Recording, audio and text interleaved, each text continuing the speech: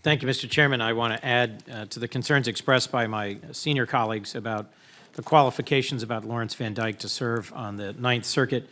And I do agree with many of the comments that have been made that we have a broader issue here about competency.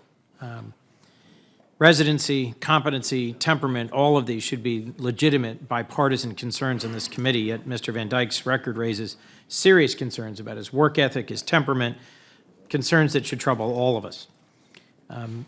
Interviewees reported to the ABA that Mr. Van Dyke lacked knowledge of the day-to-day practice, including basic procedural rules, that he doesn't have a commitment to being candid and truthful, that he missed issues fundamental to the analysis of a case at oral argument. These are quotes.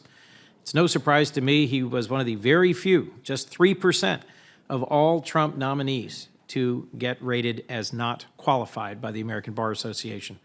And the concerns reflected in the ABA's evaluation were not invented by the ABA. You can see signs of these concerns throughout Mr. Van Dyke's career. A colleague in the Montana Solicitor General's office said he avoided work and didn't have the skills to perform or the desire to learn how to perform the work of a lawyer.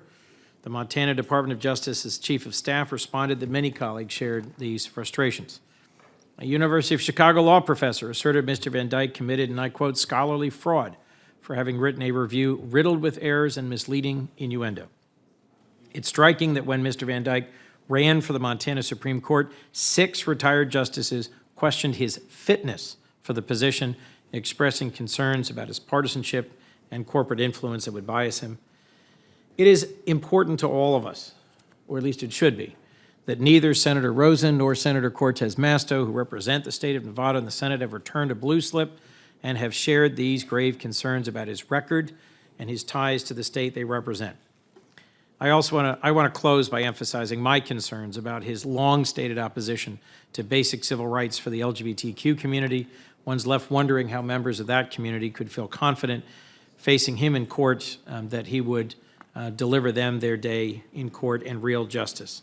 For all these and many more reasons, I urge my colleagues to oppose Mr. Van Dyke's nomination and reflect on the direction of this committee. Thank you.